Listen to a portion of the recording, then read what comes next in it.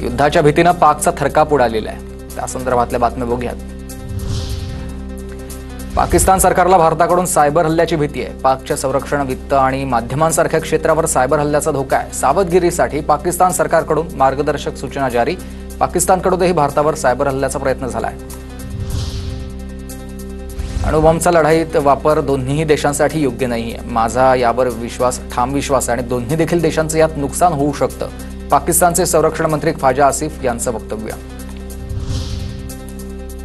पहलगाममधील हल्ला पाकचा लष्कर प्रमुख आसिम मुनीरच्या आदेशावरून झाला। कार्यकाळ वाढवून घेण्यासाठीच मुनीरनं भारताविरुद्ध तणाव निर्माण केला। ज्येष्ठ पाकिस्तानी पत्रकार आदिल राजा यांचा मोठा दावा आहे। तो साबका वजीर-ए-आज़म 3 दफा जो सिलेक्ट इन्होंने किया है, वो कहता है कि 26/11 जो है वो पाकिस्तान ने करवाया है, ISI ने करवाया है, और वो उस स्टैंडर्ड के तहत उसी नवाज शरीफ के छोटे भाई की, उसकी पार्टी की, उसकी बेटी की हुकूमत है।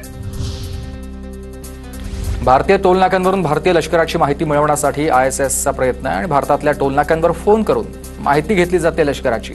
लष्कराची माहिती किती वाहनं टोलनाक्यांवरून गेली आहेत या सगळ्याची विचारपूस केली जाते। पाकिस्तानी लष्कराच्या कुरघोड्या सुरूच आहेत। सलग 5व्या दिवशी पाक लष्कराकडून सीमेवर गोळीबार। कुपवाडामधला आणि बारामुल्ला यामधील नियंत्रण रेषेवर गोळीबार झालाय। भारतीय सैन्याकडून पाकिस्तानच्या लष्कराला चोख उत्तर।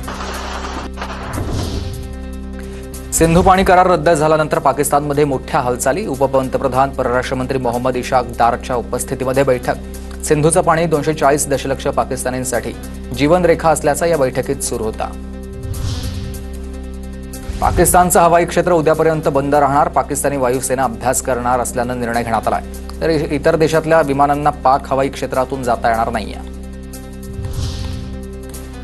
पाकिस्तानला शस्त्र पुरवल्याचे दावे तुर्की सरकारनं फेटाळलेत। इंधन भरण्याच्या उद्देशानंच विमान पाकिस्तानमध्ये उतरलं। इंधन भरल्यानंतर विमान त्यांच्या नियोजित मार्गाने जाणार। कोणत्याही अनधिकृत अहवालावर विश्वास न ठेवण्याचं तुर्कीचं आवाहन आहे।